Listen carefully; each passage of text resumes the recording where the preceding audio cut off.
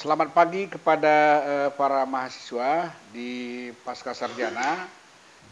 Sekali ini saya mau tatap muka dengan kalian ini karena dalam kuliah-kuliah sebelumnya kita hanya ketemu di Google Classroom. Jadi penjelasan kuliah-kuliah sebelumnya ini saya mau tatap muka melalui YouTube ini. Oke, kita mulai saja dengan pengelolaan sumber daya air. Pengelolaan sumber daya air ini kita bisa kelompokkan dalam dua kategori ya. Satu, saya akan buatkan satu pengantar tentang sumber daya air untuk mengetahui water resources itu apa saja gitu ya. Supaya kita tahu yang mau kita kelola itu apa. Jadi saya mau jelaskan tentang sumber daya air di awal dari tutorial ini atau kuliah ini. Kemudian bagian kedua itu adalah pengelolaan sumber daya air. Di dalam pengelolaan sumber daya air ini inilah yang merupakan subjek kita ya, yang akan kita pelajari. Di sana berkaitan dengan pengelolaan sumber daya air yang sudah kita kenalkan di bagian pertama, di bagian awal tadi, itu berkenaan dengan pengendalian satu ya. Jadi air itu kalau berlebih berbahaya juga. Jadi dia harus dikendalikan. Contohnya banjir gitu ya. Excess water namanya. Nah, kemudian pemanfaatan.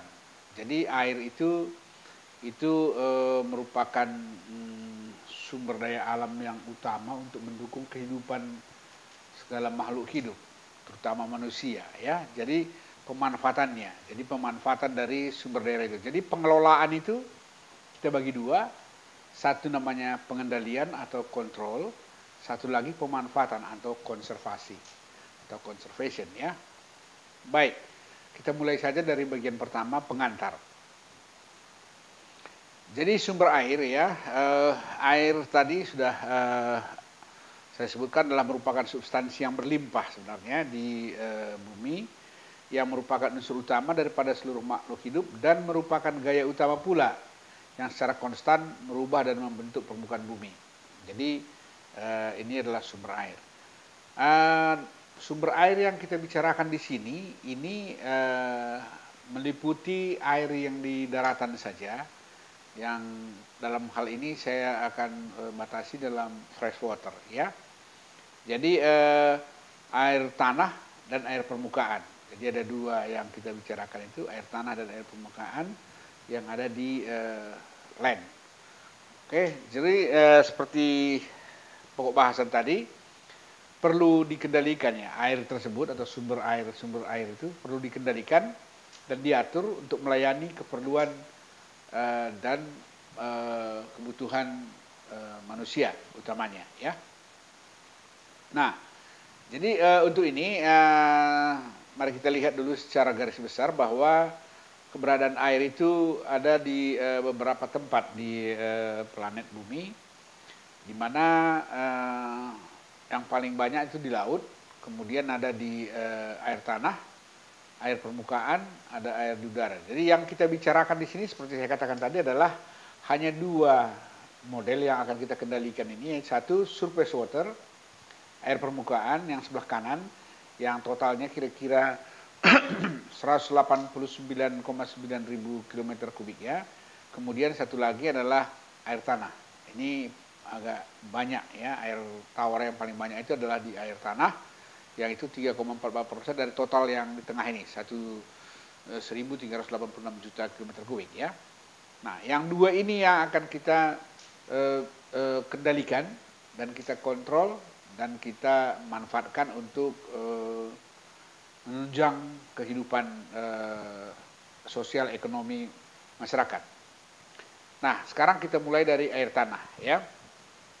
Jadi air tanah itu dalam siklus hidrologi bisa kita lihat bahwa itu groundwater G ya.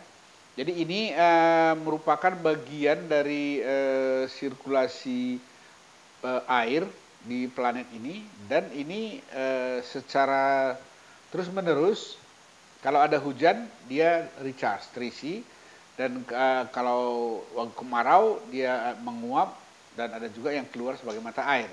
Jadi proses bagaimana dia mengisi dan menguap itu bisa dilihat pada gambar ini ya, insert gambar ini. Ini adalah ada precipitation, curah hujan, ada evapotranspiration, penguapan, kemudian ada evaporasi seperti ini di tanah, kemudian ke bawah untuk mengisi air tanah ini ya.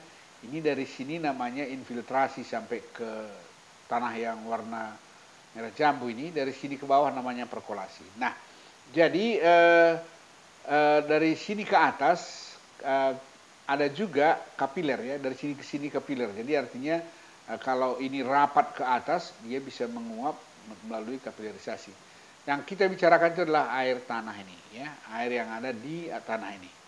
Nah, kalau diperhatikan besar perubahan air tanah ini, kandungan air tanah yang ada di dalam tanah di bumi ini, perut bumi ini ya, di bumi itu yang ada di tanah seperti ini, itu bisa dihitung dalam fungsi waktu adalah delta GT atau perubahan fluktuasinya ini adalah ini perkolasi yang ini, yang presipitasi yang datang ini kurang evaporasi tambah transpirasi kurang RT itu adalah rainfall ya. Nah, jadi kalau kita perhatikan ini ya, maaf, RT ini adalah runoff ya, runoff. Ini adalah presipitasi dan ini adalah runoff yang ini, yang lari ke bawah ini, ke laut. Nah, beginilah air tanah itu diisi secara terus-menerus dari hari ke hari. Jadi yang harus kita kontrol apa? Yang harus kita kendalikan adalah bagaimana cara untuk supaya dia tetap terisi. Nah, dalam tanah ya kita kenal tempat menyimpan air dalam tanah itu dikenal dengan namanya aquifer. Aquifer itu adalah lapisan tanah yang bisa menyimpan air. Jadi aquifer itu ada dua. Ada namanya unconfined aquifer, yang satu lagi namanya confined aquifer. Perbedaannya adalah kalau unconfined aquifer ini hanya satu sisi dari tanah tersebut yang dibatasi oleh impervious layer atau impervious zone. Jadi begitu ada curah hujan, rainfall, itu langsung masuk, terinfiltrasi masuk ke tanah. Kemudian di tanah kalau sudah jenuh di lapisan atas, dia terperkolasi ke bawah dan mengisi air tanah. Nah, kalau kondisinya unconfined begini, dia air tanah itu akan berhenti di impervious ini. Dan hanya ini yang ke atas terisi. Nah, dalam kondisi itu, apabila tanahnya ya belum jenuh, maka kandungan air tanah itu dalam posisi seperti ini. Ada ruang udaranya yang belum terisi air, ada yang terisi air, dan tanahnya sendiri seperti ini.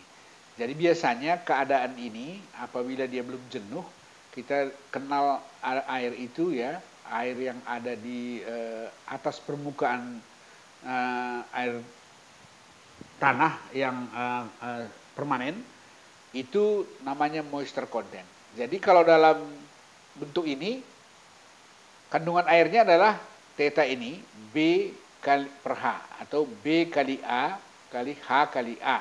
Itulah kandungan airnya di dalam tanah.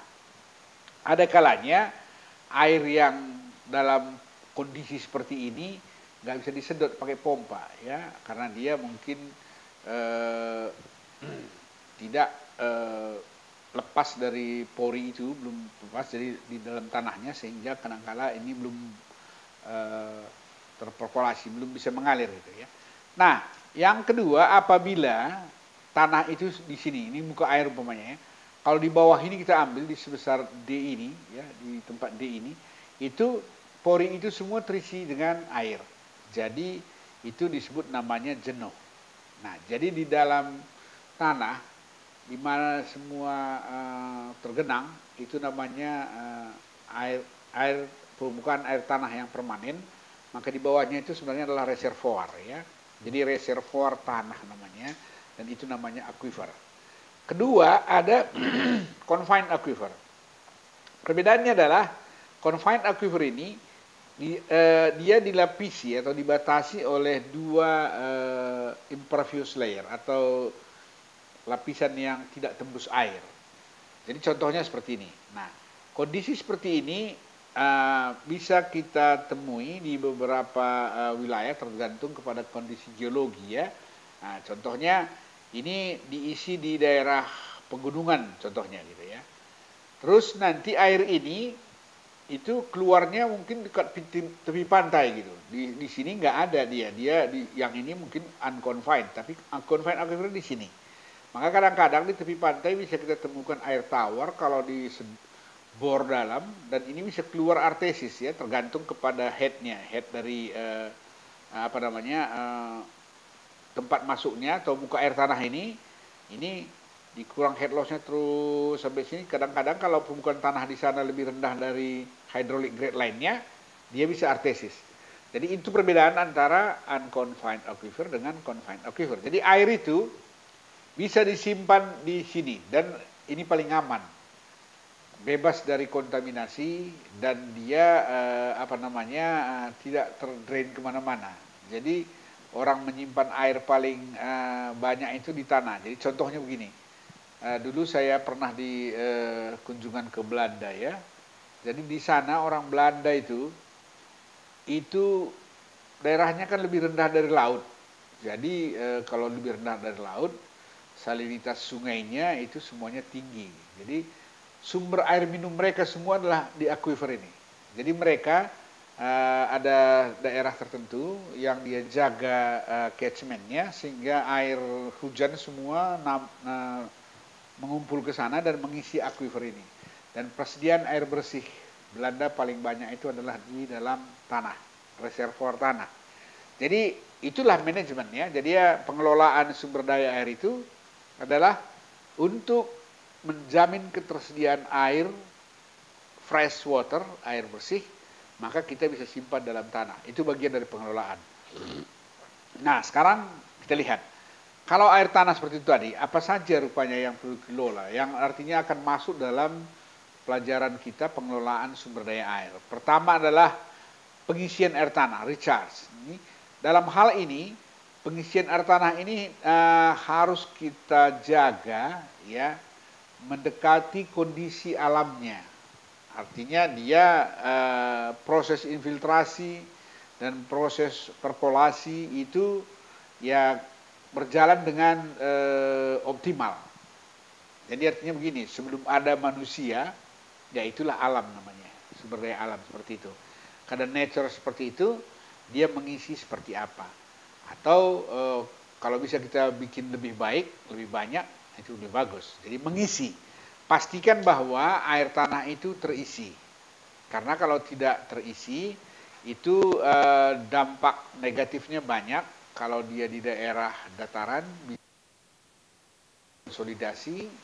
Kalau di daerah pegunungan bisa tandus dia ya, bisa kayu tumbuh-tumbuhan itu payah tumbuh. Kedua, pengelolaan air tanah artinya harus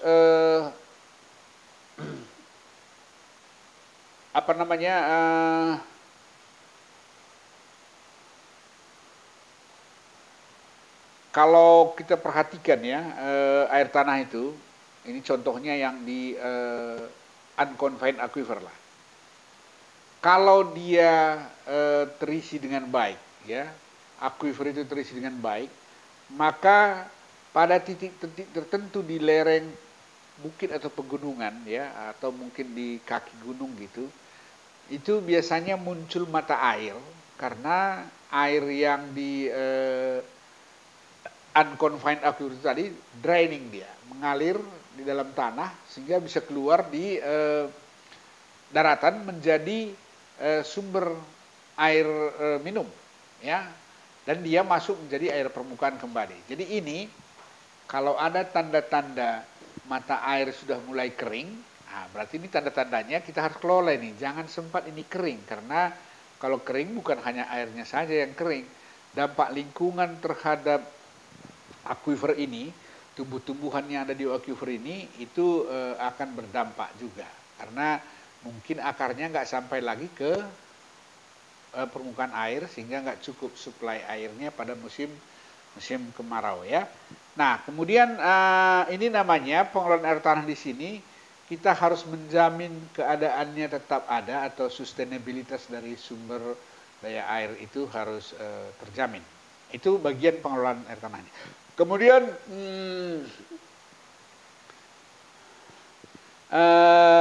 dalam pertanian ya, itu air tanah ini juga sering dipakai untuk menambah kontribusi air ke zon. Jadi oleh karena itu maka air tanah ini juga kalau umpamanya ya, kalau umpamanya kita bercocok tanam, kalau dia berlebih itu nggak bagus juga untuk tanaman karena tergenang akar tanaman itu bisa membuat tanamannya mati juga. Jadi lebih pun nggak bagus, kalau nggak ada lebih nggak bagus lagi. Sama-sama nggak bagus lah itu. Jadi oleh karena itu kalau dia berlebih kita harus bisa buang ya. Jadi tidak berlebih untuk tanaman dan itu kita harus buang. Jadi inilah manajemen air tanah yang harus kita lakukan dalam pelajaran ini. Nah, ya, pengelolaan air tanah. Salah satu sumber daya air tadi adalah air tanah. Dan air tawar paling banyak itu ada dalam tanah. Bukan di sungai atau danau ya, tetapi dalam tanah. Sekarang kita teruskan ke air permukaan. Kalau tadi air tanah itu seperti tadi itu ya. Kemudian sekarang air permukaan. Nah, air permukaan ini yang kita bicarakan ini adalah air, sebenarnya air permukaan itu yang fresh water itu ada dalam bentuk sungai, danau atau glacier. Glacier nggak usah kita pelajari karena itu mungkin jarang kita jumpa dalam pengelolaan yang di negara kita ini ya. Nah, sekarang kita bicarakan tentang sungai dan danau ya. Sekarang sungai. Sungai ini itu debitnya berfluktuasi atau run off-nya berfluktuasi. Pada musim penghujan itu debitnya bisa besar melampaui kapasitas penampangnya. Jadi kalau melampaui itu namanya banjir atau excess water ya. Nah, ini problem ini bisa merusak lahan, properti dan bisa juga nyawa pun bisa hilang ya kalau banjirnya besar kali. Kemudian debit sungai ini juga banyak dipergunakan untuk kegiatan-kegiatan pertanian dan air bersih ya, umpamanya untuk air minum itu banyak diambil air permukaan dari sungai. Kemudian juga diambil dari mata air ya, itu pun air permukaan, itu bagian dari sumber air permukaan juga. Nah, kemudian kalau ini kering gitu ya, pun masalah juga. Jadi artinya untuk pertanian pun nggak cukup air. Kemudian yang paling berisiko lagi adalah air minum. Kalau itu nggak cukup, dampaknya akan besar sekali. Nah, kemudian air danau.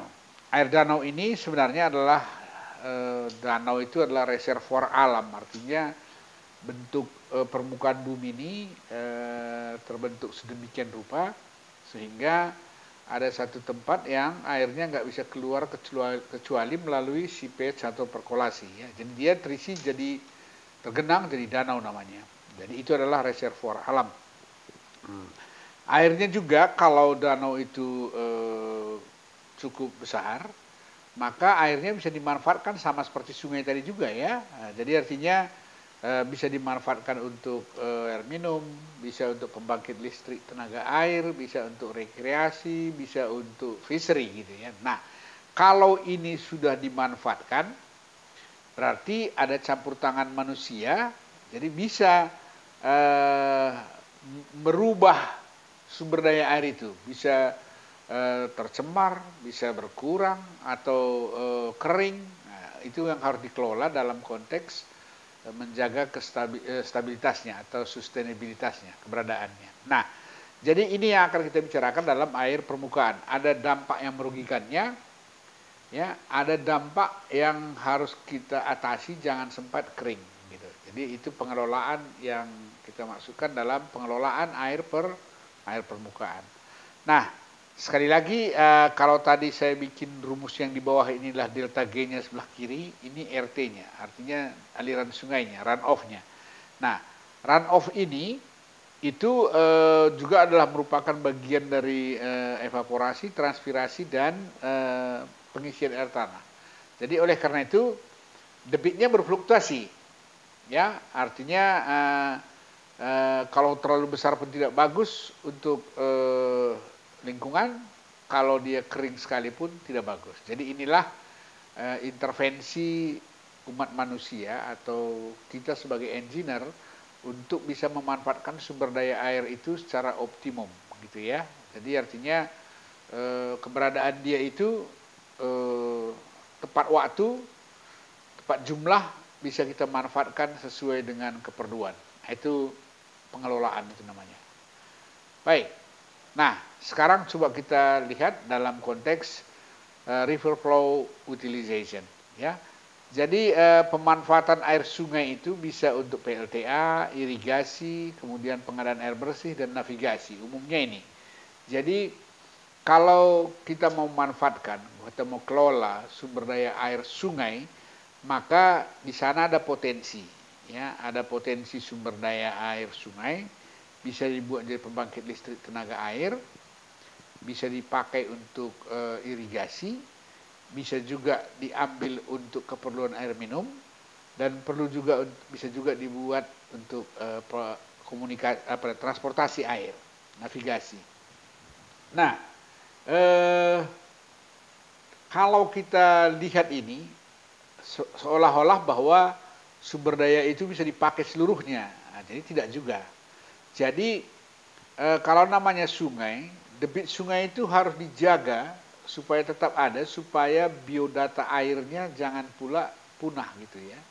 Jadi oleh karena itu ada namanya river maintenance flow. Nah, antara ini semua, antara pemanfaatan dengan menjaga lingkungan, sustainabilitas lingkungannya, inilah yang harus dikelola dengan benar supaya jangan pula tereksploitasi berlebihan sehingga merubah ekosistem, merubah lingkungan yang ada di watershed sungai tersebut, ya. Jadi ini disebut pengelolaannya nanti, ya. Nah, kemudian kalau kita perhatikan satu lagi di samping tadi sudah saya sebutkan di awal tadi, di samping pemanfaatan debit sungai ini bisa banjir, ya. Jadi kalau dia banjir, ya, berfluktuasi seperti ini, ya. Jadi kalau umpamanya gitu ya, secara alamiah, artinya natural, ya, penampang sungai itu hanya mampu menahan debit sebesar garis merah yang saya buat ini. Ini ya, ini. Kemudian debit sungai bisa datang berfluktuasi begini tergantung musim hujan atau musim kemarau gitu ya. Nah, apa artinya? Semua puncak-puncak banjir ini, artinya ada semua debit-debit yang besarnya lebih besar dari kapasitas ini akan mengakibatkan limpasan air yang berlebih atau excess water. Ini kalau sedikit mungkin tidak membahayakan, tapi kalau banyak dan lama ini bisa membahayakan manusia, tanaman, permukiman, banyak hal, tanah longsor, tergerus, dan bisa memindahkan aliran sungai kalau umpamanya berlangsung lama-lama.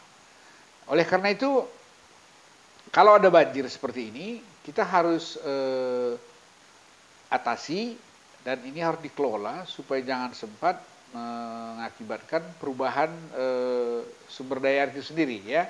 Bisa berpindah ke tempat lain, bisa membahayakan gitu.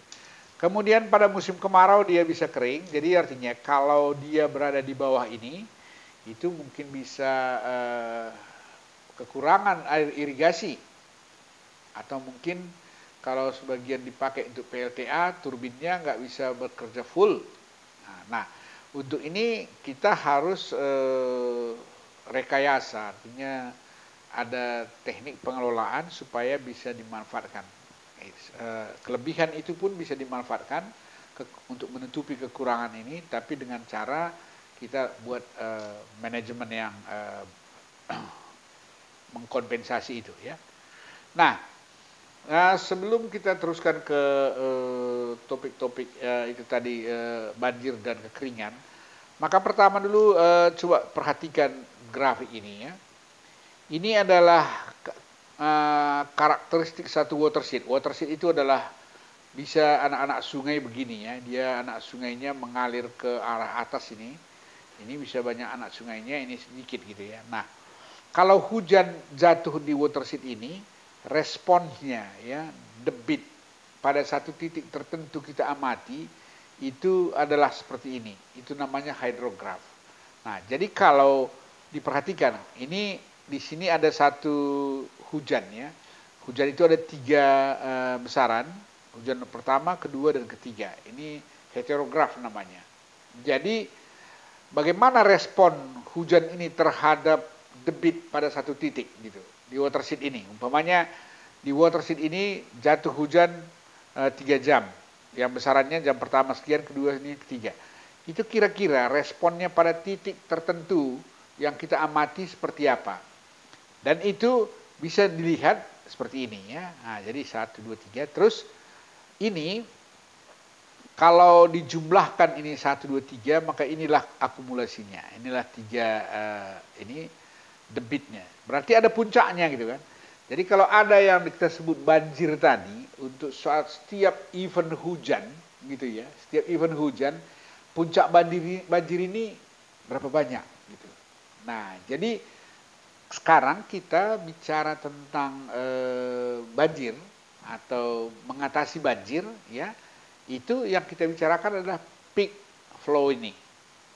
Nah, jadi setiap event hujan itu ada kaitannya, responnya itu dengan pertama ya, curah hujannya. Berapa lama sering hujannya dan berapa besar. Kedua, bentuk watershed-nya. Bentuk watershed itu ada yang lonjong begini, ada yang bulat begini. Kalau yang lonjong ini, itu biasanya kencang dia, sebentar saja sampai di luar semua. Karena dia sempit begini ya, jadi sampai ke sana. Kalau dia agak melebar, anak sungainya banyak gitu ya, anak sungainya banyak, itu dia puncak banjirnya tinggi. Jadi hati-hati dalam pengelolaan ini nanti, kita harus mengenal juga watershed kita seperti apa. Jadi di samping cara-cara untuk mengendalikan puncak banjirnya, kita tahu juga bahwa watershed kita seperti apa gitu, supaya nanti kita dalam menentukan pengelolaannya itu kita pahami ini ya. Jadi setiap sungai yang seperti ini cenderung ya, ini kan cepat habis. Jadi kalau kering pun gampang ini, kering pun gampang dan airnya cepat habis. Nah, ini 2 berbeda. Terus dalam konteks ini semua yang kita sebut dengan excess water atau kelebihan itu adalah semua debit puncak ini yang menggambung hidrografnya ini di atas kapasitas alur sungai. Jadi kalau dia di atas kapasitas itu pasti banjir ya. Jadi oleh karena itu ini yang kita harus atasi. Nah, untuk ini kembali ke yang nomor 1 ini, curah hujan. Curah hujan ini eventnya kan nggak bisa sama setiap saat. Ya, besarannya tidak sama setiap saat. Jadi ini kita nanti akan berbicara tentang analisis curah hujan. Kira-kira itu di hidrologi bahwa ini kalau ada curah hujan seperti ini, itu yang diadopsi ini untuk kejadian yang seperti apa gitu. Itu yang sering kita sebut namanya adalah return period ya. Jadi dengan return period berapapun, kita akan dapat satu besaran curah hujan yang kita akan dapatkan peak flow.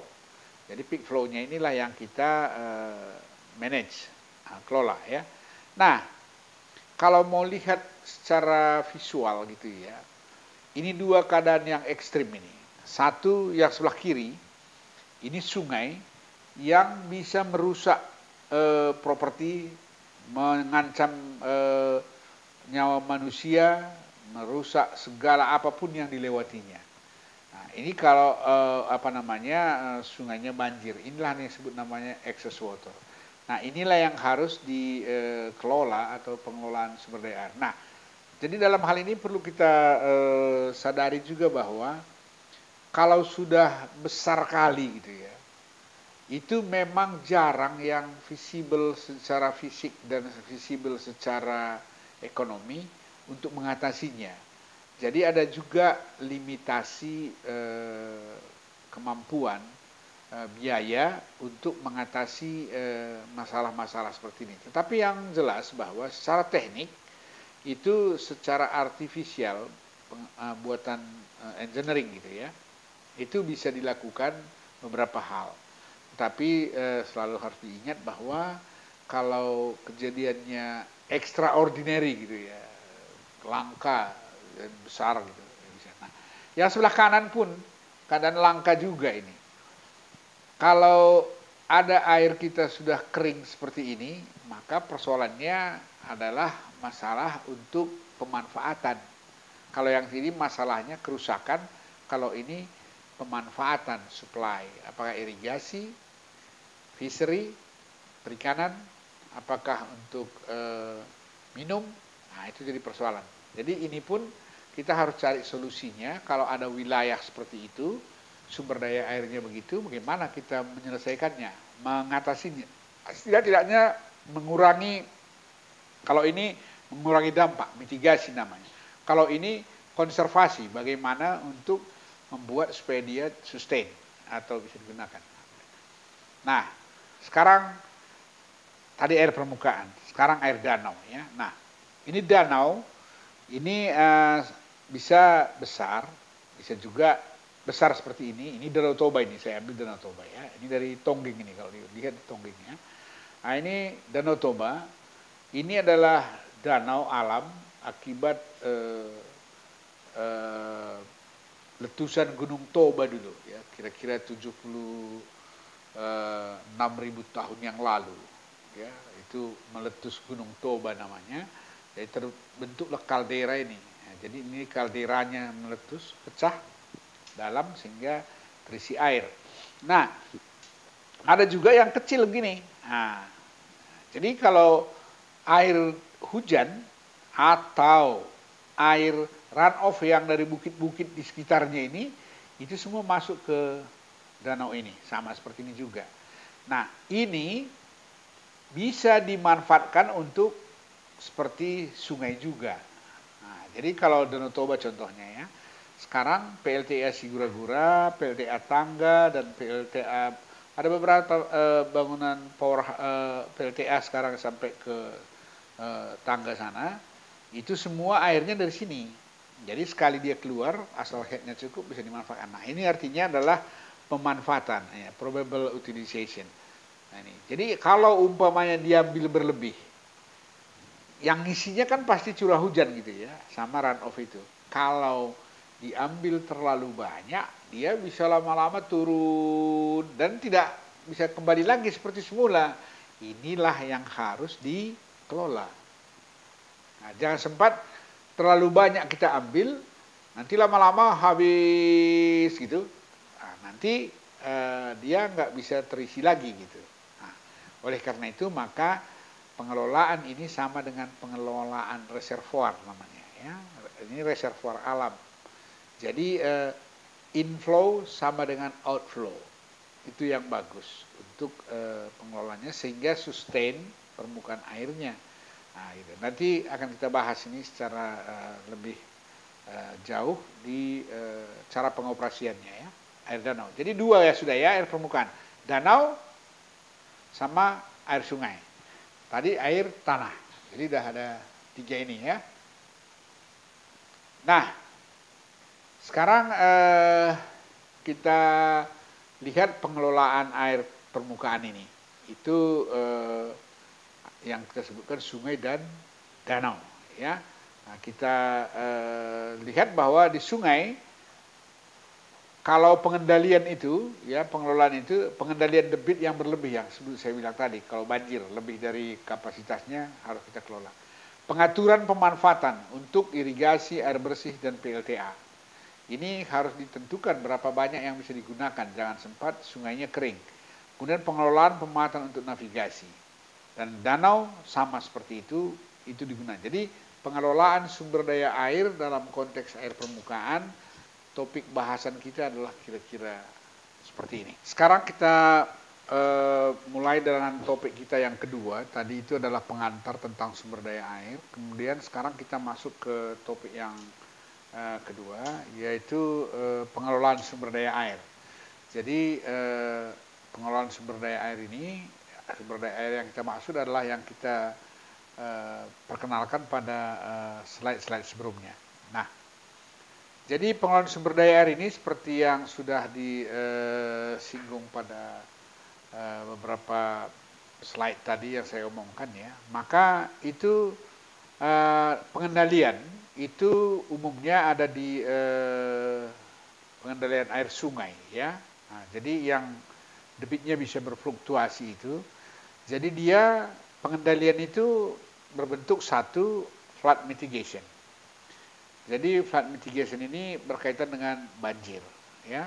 Jadi bagaimana cara mengendalikan itu supaya jangan mengakibatkan kerusakan atau kerugian yang besar kepada penduduk ya.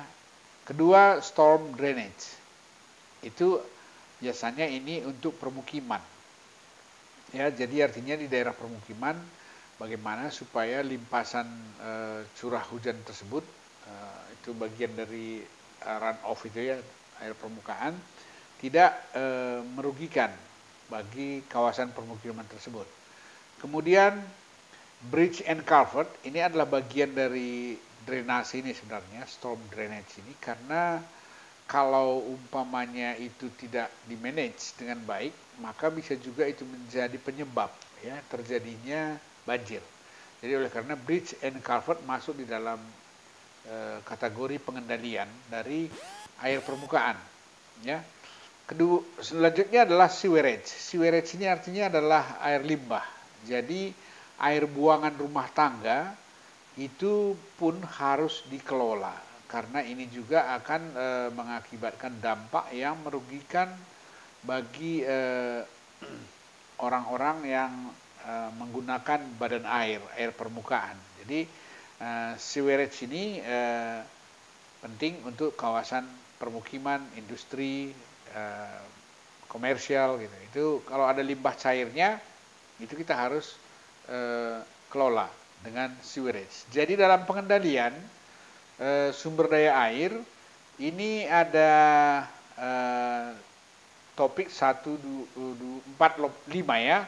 1, 2, 3, 4, 5. 5 topik ini akan merupakan bagian yang kita bicarakan dalam pengendalian sumber daya air dalam konteks kontrol. Kemudian di samping itu tadi yang kedua kita ada pengendalian, pemanfaatan ya. Pemanfaatan itu umumnya terdiri dari air minum, water supply, irigasi, kemudian pembangkit listrik tenaga air, navigasi, kemudian pengendalian polusi. Nah, ini adalah pemanfaatan atau konservasi dari segi kuantiti dan quality. Jadi dalam pengelolaan sumber daya air yang tadi kita bicarakan di atas adalah air tanah dan air permukaan, di mana air permukaan kita bagi dua tadi, air sungai dan air danau, maka kedua komponen pengelolaan inilah yang akan merupakan subjek bahasan atau pokok bahasan dari masing-masing topik ini. Nah, sekarang kita mulai dari yang pertama, control of excess water. Jadi ini pengendalian banjir sebenarnya ya. Nah, jadi control excess water ini ada 4 bahasan seperti yang disebutkan tadi, yaitu flood mitigation, storm drainage, bridge and culvert, and sewerage. Nah, sekarang dalam flood mitigation ini mengenai terminologi ya. Kalau di Amerika ya, ini flood mitigation ya. Flood mitigation ini berbeda dengan storm ya, storm drainage ya. Kalau terminologinya, kalau Amerika gunakan itu flood control. Sering kita baca textbooknya, kalau dari Amerika itu disebut flood control. Kemudian di Australia mereka menggunakan istilah flood mitigation. Nah, ini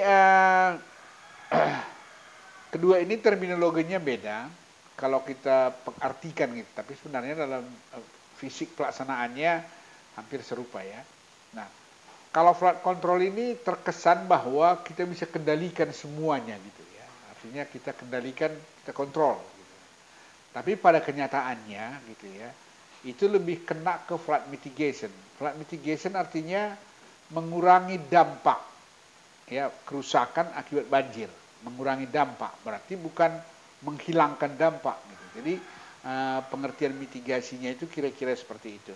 Kenapa terminologi ini banyak digunakan dalam penanganan banjir? Karena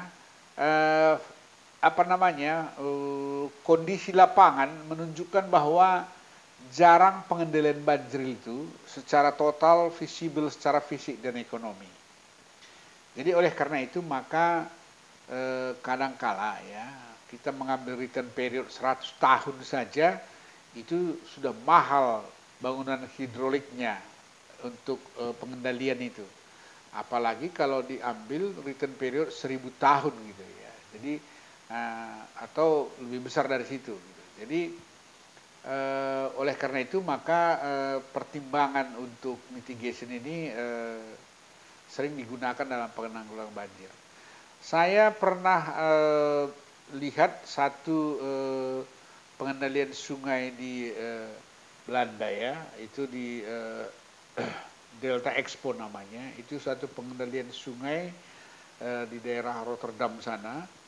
Itu bermuara ke Laut Utara ya. Jadi Laut Utara ini antara Eropa daratan dengan Inggris. Itu ganas itu. Jadi pernah dulu kejadian di sana bahwa terjadi gelombang pasang yang besar di laut itu, Laut Utara. Kemudian ada banjir sungai di daratan Belanda gitu. Pernah ada permukiman di sana itu banyak orang meninggal karena dampak dari kedua ini, sehingga banjir yang muncul itu mengakibatkan bencana dan ada permukiman yang banyak penduduknya meninggal. Setelah itu pada saat saya kuliah dulu di sana itu pas lagi dibangun ini Delta Expo namanya.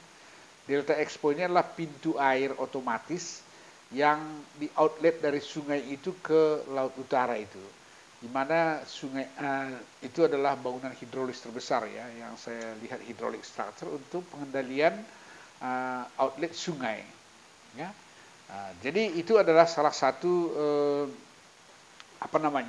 bangunan yang return periodnya mungkin kalau dulu saya pernah bicara-bicara dengan di sana itu sudah unlimited gitu. Jadi mereka tidak bicara lagi tentang biaya gitu. Jadi kalau uang untuk membangun itu sangat besar dan kalau kita rupiahkan dulu saya nggak tahu bilangnya, kalau 1 triliun saya masih tahu nolnya ya.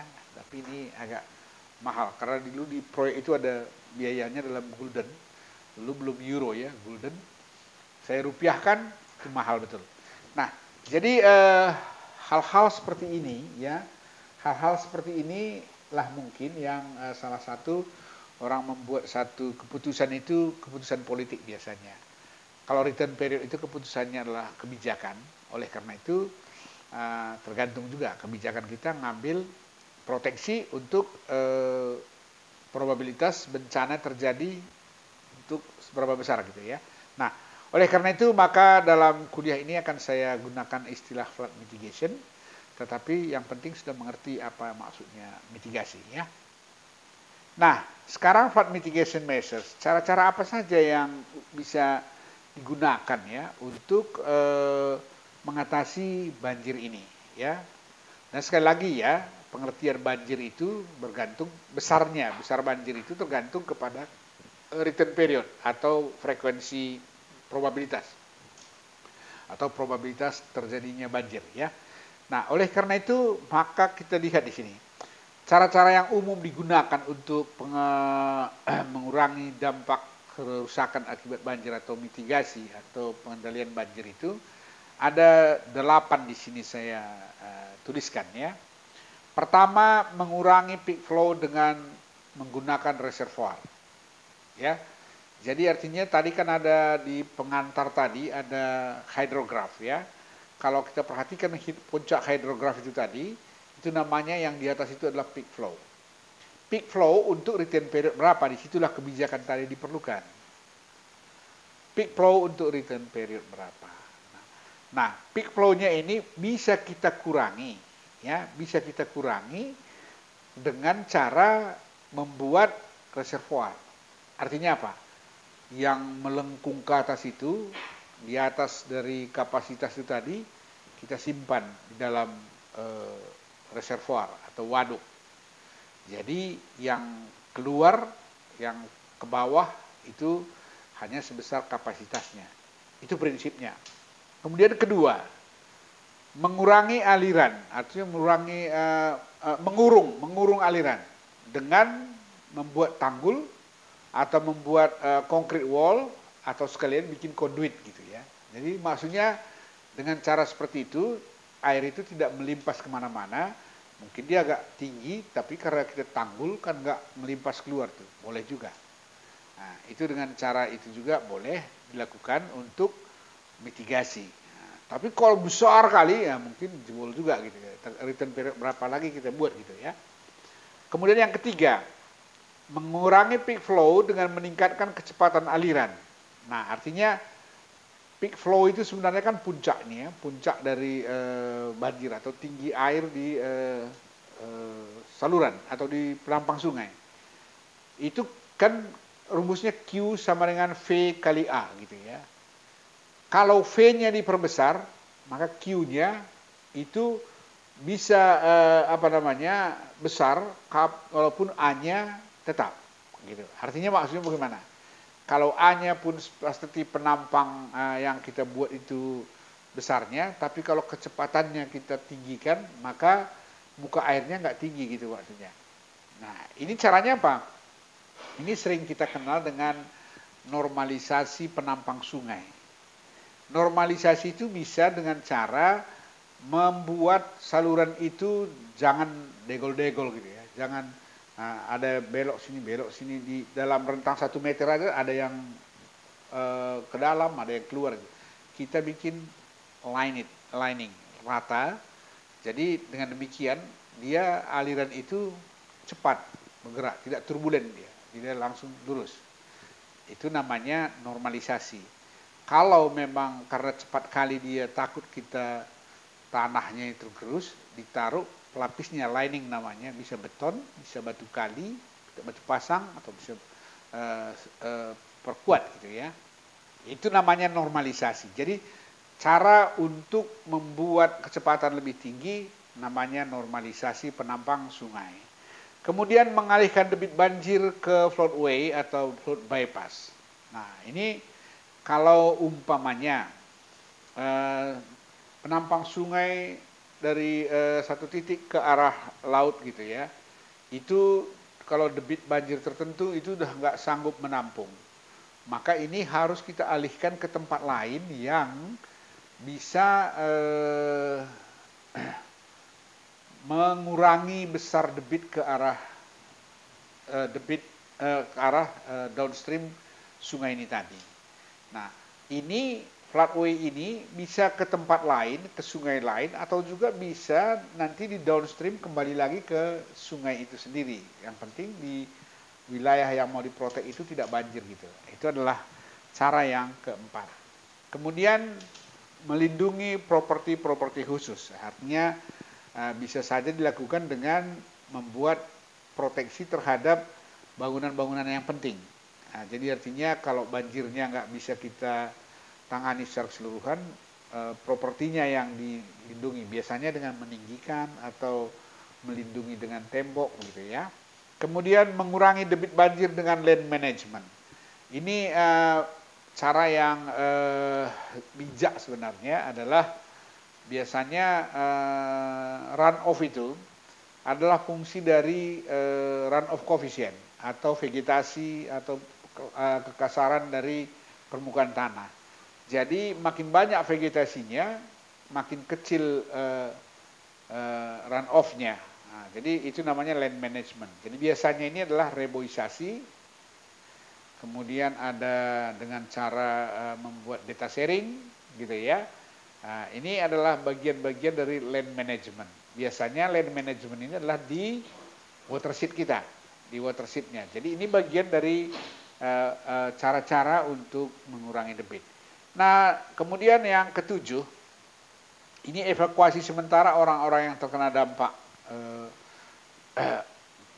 daripada banjir ini. Ya, jadi artinya orang-orang yang dekat ke sungai, yang artinya bisa beresiko terhadap jiwa gitu ya, ini sedapat mungkin dibikin early warning system atau flood warning system. Jadi artinya banjir itu, kalau banjir sungai biasanya tidak datang seketika gitu ya. Jadi kalau seperti tadi, kalau watershednya luas gitu ya, luas, kadang-kadang bisa 7 jam, 8 jam baru sampai di tempat permukiman yang di pinggir pantai gitu. Jadi sebenarnya kalau ada warning, masih sempat orang menyelamatkan diri gitu, atau menghindari korban jiwa dan harta benda yang berlebih. Jadi oleh karena itu pembuat flood warning system dan cara evakuasi yang efektif itu adalah bagian dari flood mitigation measure.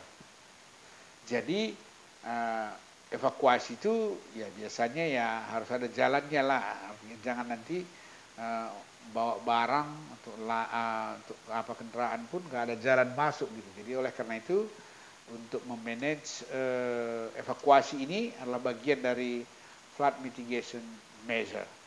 Yang terakhir ke-8, pengelolaan kawasan-kawasan rawan banjir atau floodplain management. Ini artinya di daerah yang banjir itu dibuat teknik penanganan banjirnya, artinya umpamanya mungkin dibuat polder gitu ya, supaya genangan itu bisa dipompa atau dibikin sistem proteksi dengan tanggul dan pompa gitu. Jadi itu adalah bagian dari floodplain management, atau memindahkan rumah-rumah atau permukiman atau properti yang ada di floodplain yang high risk. Jadi itu bisa dibuat jadi kawasan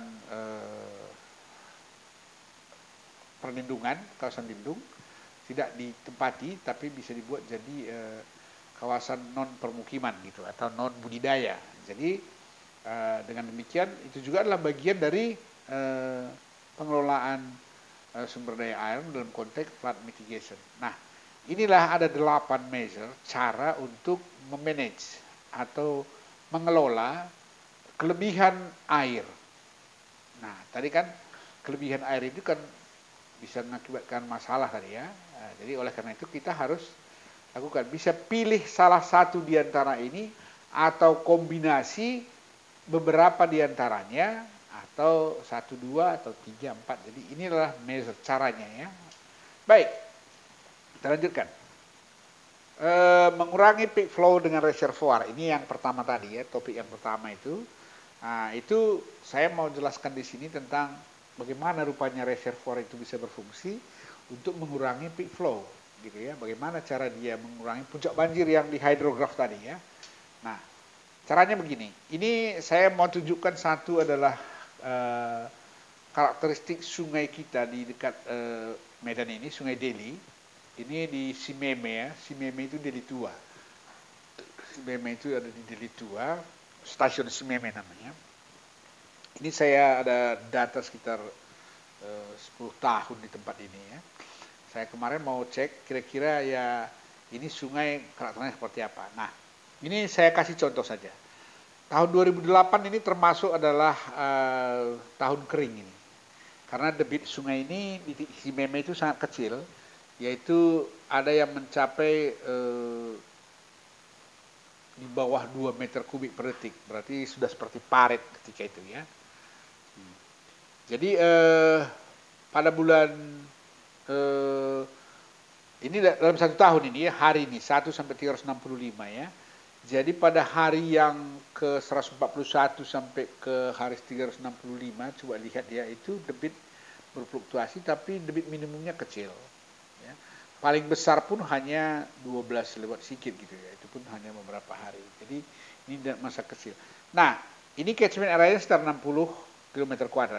Jadi kalau kondisinya seperti tahun yang ini, mungkin kita nggak perlu reservoir ini. Kenapa? Kalau begini, tapi kan tahun depan bisa beda lagi. Contohnya, lihat tahun 2013 ya. 2013 ini puncaknya sudah sampai 45 meter kubik. Ada event tertentu di hari ke 155 sampai 69 ya.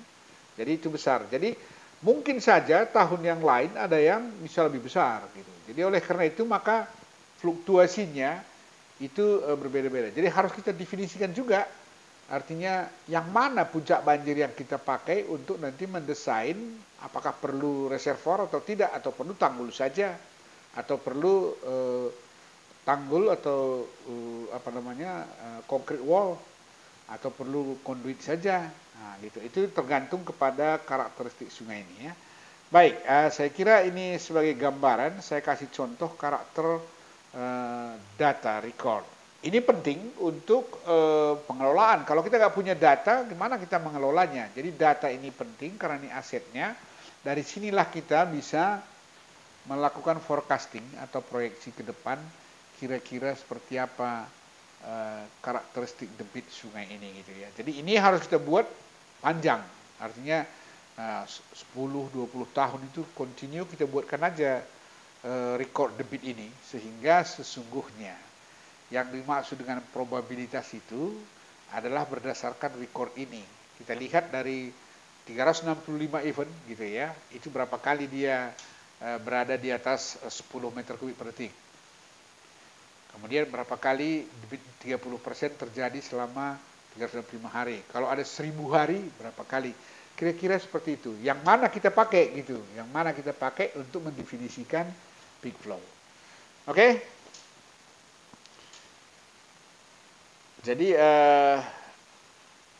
kalau ini kita teruskan dengan menggambarkan, kalaulah umpamanya mau dibuat reservoir gitu ya, itu reservoir ini kita mau desain untuk mampu menampung debit untuk berapa tahun? Setahun, 2 tahun gitu ya. Kalau umpamanya setahun, pilih return period hujan yang membuat debit seperti itu tadi berapa, kemudian gambarkan mass curve-nya seperti ini. Supaya kita tahu dalam 1 tahun air itu terkumpul berapa banyak. Kemudian mau disimpan berapa, dirilis berapa, dibagi. Rilisnya ini dibagi sepanjang tahun berapa. Kalau kita ambil contoh lah, contohnya seperti Sungai Deli ya, yang tadi, yang ada debitnya tadi. Itu kalau debit ini, yang dalam 1 tahun di tahun 2008 dan 1 tahun 2013, itu kalau saya gambarkan dalam bentuk mass curve, itu kira-kira seperti ini. Ini 2008 yang di bawah, 2013 yang di atas. Jadi mass curve ini menunjukkan bahwa selama 1 tahun itu, kalau kita simpan semua debit itu berapa besarnya. Nah, jadi berapa besarnya. Nah, dari total ini mau kita simpan di dalam waduk berapa banyak, kemudian yang kita rilis berapa, sehingga kita bisa mendesain volume waduknya gitu. Jadi itu kalau diperlukan waduk, kalau umpamanya kapasitas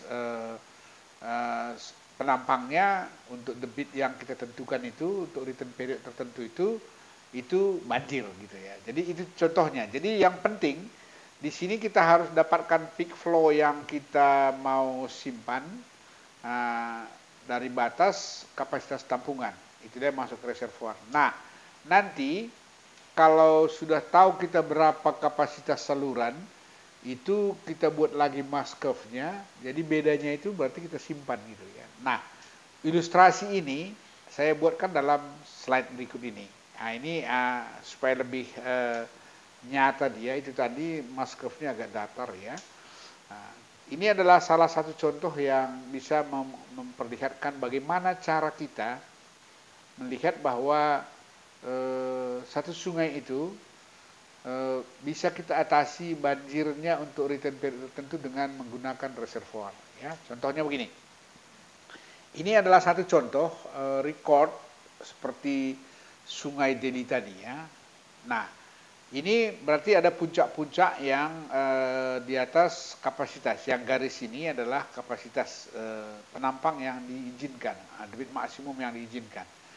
Jadi misalkan dalam contoh ini ya, saya buat ini adalah yang diizinkan itu adalah 50 kubik meter per second gitu. Atau ya kalau ini dia kumulasikan ya, ini sebagai ekspresi saja, nanti hitungannya kalau mau dibuat lebih seksama berarti ini per detik. Jadi per detik itu kalikan satu hari berapa detik gitu ya, ke 1 tahun berapa banyak, jadi dia dapat volumenya 1 tahun misalkan ya, ini nggak saya hitung betul apakah perkaliannya akan dapat 5 juta meter kubik ya. Jadi slope penggunaan kita ya, slope kapasitas itu kita gambarkan dalam bentuk segitiga ini. Ini 5 juta kubik meter per tahun dalam 1 tahun. Ini adalah sama kalau kita buat ini tadi, inilah. Ini 5 juta, tapi ini demand-nya ya, artinya yang bisa dikeluarkan gitu, 5 juta. Nah, jadi kalau kita lihat mass curve sungainya, itu kita gambar seperti ini. Debit yang ini, sama seperti yang saya bikin contoh Sungai Deli tadi, ini digambar seperti yang inilah mass curve-nya. Nah, kalau ini kemiringan slope dari outflow yang diizinkan itu sebesar ini per detik, atau sama dengan 5 juta kubik meter per tahun, maka slope-nya kira-kira seperti ini. Ini kita pindahkan ke mass curve ini. Kita pindahkan ke mass curve yang kita gambar ini. Maka kalau untuk puncak ini dia, sejajar sama ini. Kalau di puncak ini dia, sejajar dengan ini. Nah, kalau demikian, dalam mass curve ini bisa kita lihat berapa perlunya simpanan air di reservoir atau di waduk yang dibutuhkan supaya dia bisa memenuhi yang ini. Artinya tidak banjir di downstream gitu ya. Nah, jadi besaran 5 juta kubik meter per detik ini berdasarkan pilihan probabilitas kita ya, pilihan intensitas, pilihan probabilitas atau return period dari debit sungai itu ya. Nah, jadi kalau begitu kalau ini sudah kita dapatkan, maka kita bandingkan. Misalkan volume 1, volume 2, ini volume 1. Kalau kita buat sebesar volume 1 ini saja reservoirnya, kalau kita tarik kemari kita lihat selisihnya, berarti kalau datang hujan, kalau datang debit sebesar ini, maka akan ada limpasan selisihnya ini. Supaya aman apa?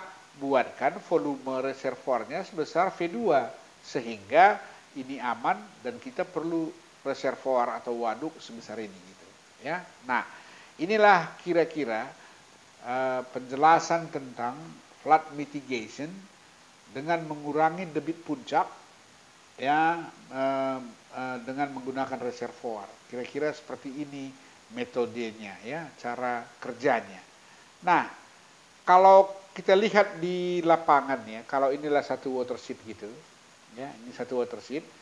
Nah, untuk membuat reservoir atau waduk itu kita harus bangun bendung ya, supaya ini kita bendung airnya tertahan, tersimpan, terjadi genangan. Jadi sehingga ada luasan genangan A gitu ya.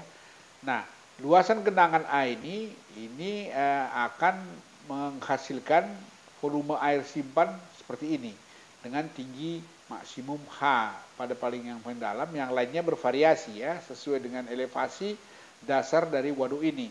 Nah, secara umum volume yang kita sebutkan tadi itu adalah sama dengan volume sama dengan AR, luas genangan ini, dikali dengan H rata-rata. H rata-rata itu adalah H yang paling dangkal dan H paling dalam, dijumlahkan semua dibagi dengan jumlah pengukuran, dapat dia. Nah, dengan demikian maka kita dapatkan volume ini. Ya, ini dari sisi berapa kita perlukan di sini tadi ya, dari volume V1 atau V2. Jadi dalam hal ini V2. Berarti kita perlukan sekian, nanti kita dimensi, berarti ini besarnya sekian. Nah, kalau kita lihat bendung ini ya, kalau kita tinggikan bendungnya, maka A-nya makin besar kan, karena makin jauh backwaternya ke belakang.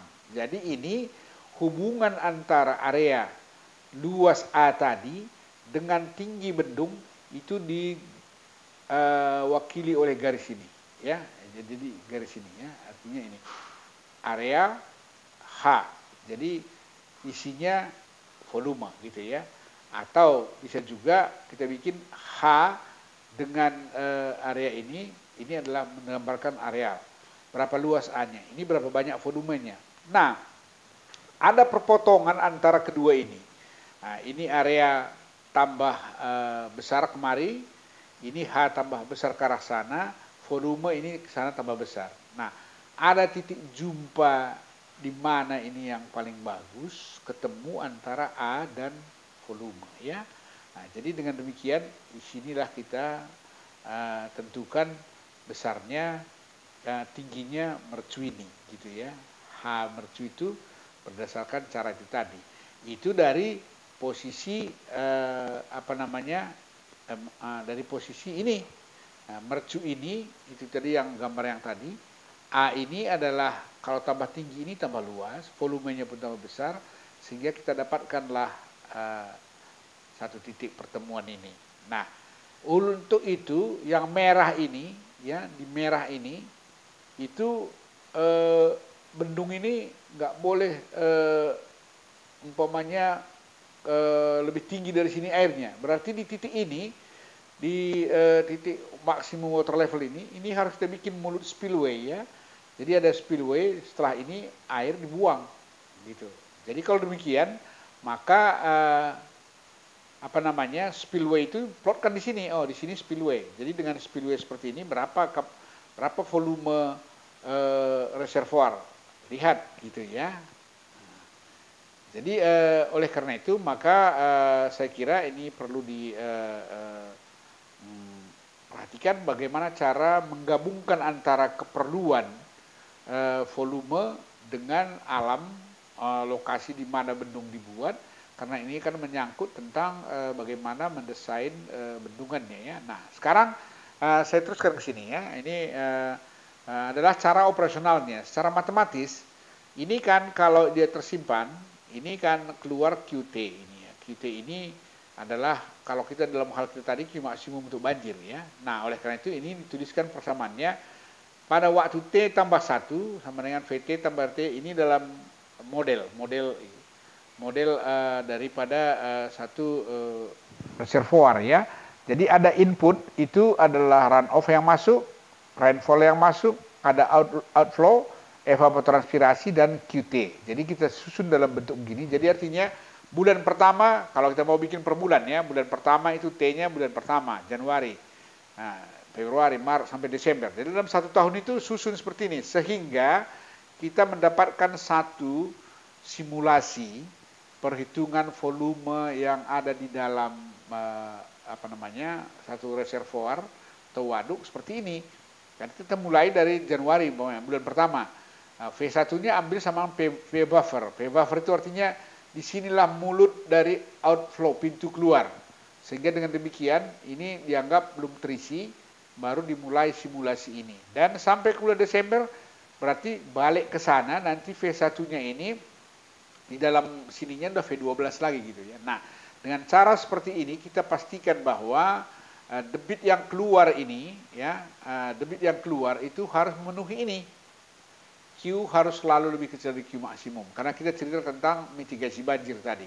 Dan harus juga waduk kita tidak boleh melimpas lebih dari V maksimum. Simulasi untuk reservoir ini untuk melihat bahwa dia akan berfungsi sesuai dengan volume yang kita rencanakan di sini tadi, maka dia dibuat dengan cara simulasi rumus ini. VT plus 1 sama dengan VT kurang tambah RT tambah IT kurang ET kurang QT. Nah, jadi Ini semua ada di gambar ini ya. Jadi QT ini yang selalu harus lebih kecil dari Q maksimum dalam hal penanggulangan banjir ya. Jadi fungsi reservoir ini jadinya berapapun besar debit itu, nanti yang masuk ke saluran itu, saluran sungai, penampang sungai ini, di penampang sungai ini, Q maksimumnya tidak akan dilampaui. Jadi dengan demikian tidak ada banjir ke kiri dan ke kanan ya. Nah, jadi di sana kita lihat ya, ini ada, saya buat di sini, ada A minimum di sini, ini dead storage namanya, yang air yang di bawah ini.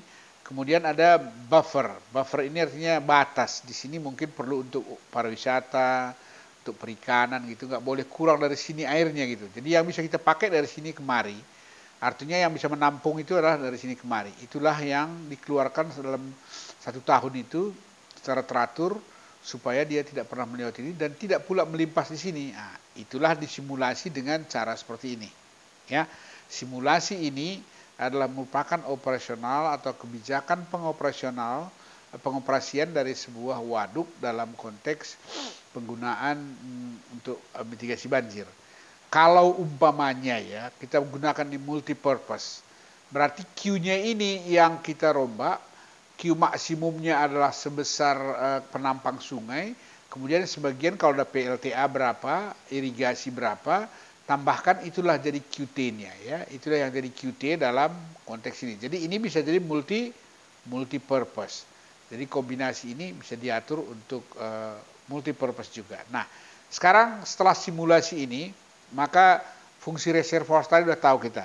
Bagaimana cara menghitung volumenya, bagaimana mendesain tempat yang cocok ya. Karena gini, kadang-kadang kalau kita bikin bendung, tapi kalau A-nya kecil seperti itu, muatannya pun sedikit gitu, mungkin harus digeser lebih ke bawah supaya lebih luas dan lebih besar gitu. Nah, ini penting dalam konteksnya memilih itu seperti ini tadi ini, cara ini ya. Di antara luas areal dengan volume dan ketinggian itu ada dalam konteks grafik ini.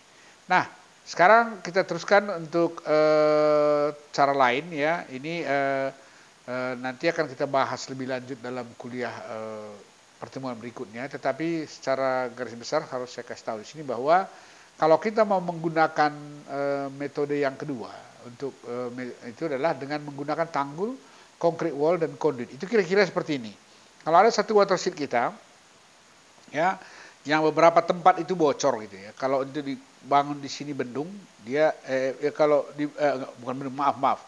Kalau ada satu sungai dengan debit yang besar, dia bisa melimpah seperti ini, di muka air ini keluar gitu ya. Nah, mungkin di sini ada pertanian, ada permukiman gitu. Nah, untuk itu kita bisa bangun dike atau tanggul atau concrete wall. Bisa pilih ini atau ini. Bisa yang akhirnya air itu tidak melimpah. Jadi itu mungkin ada beberapa tempat yang bocor seperti itu, yang elevasinya lebih rendah dari muka air maksimum itu, kita tanggul seperti ini, taruhkan di sini ya. Nah, atau kita buat conduit aja. Biasanya ini kalau di dalam kota gitu ya, mana tahu di sana banyak permukiman semacam, bikin aja saluran tertutup begini panjang, jadi sungai itu ada di saluran tertutup tapi alirannya aliran gravitasi ya. Nah, jadi untuk ini akan kita bicarakan dalam kuliah-kuliah yang akan datang. Jadi saya kira apa yang sudah kita bicarakan ini adalah berkenaan dengan mitigasi banjir dalam arti kontrol ya, control of excess water. Saya kira sampai di sini saja pertemuan kita untuk sekali ini. Dalam pertemuan berikutnya akan kita lanjutkan untuk materi ini, yaitu cara dengan mulai dari yang ini akan secara lebih detail kita bicarakan dalam kuliah berikutnya, dan mungkin sampai ke kontrol yang lain seperti drainase yang sudah materinya ada saya berikan, tapi akan saya berikan penjelasan lagi nanti. Kemudian culvert sama sewerage dalam konteks kontrol untuk pengelolaan sumber daya air. Sekian dan terima kasih. Sampai ketemu di pertemuan kita berikutnya. Salam.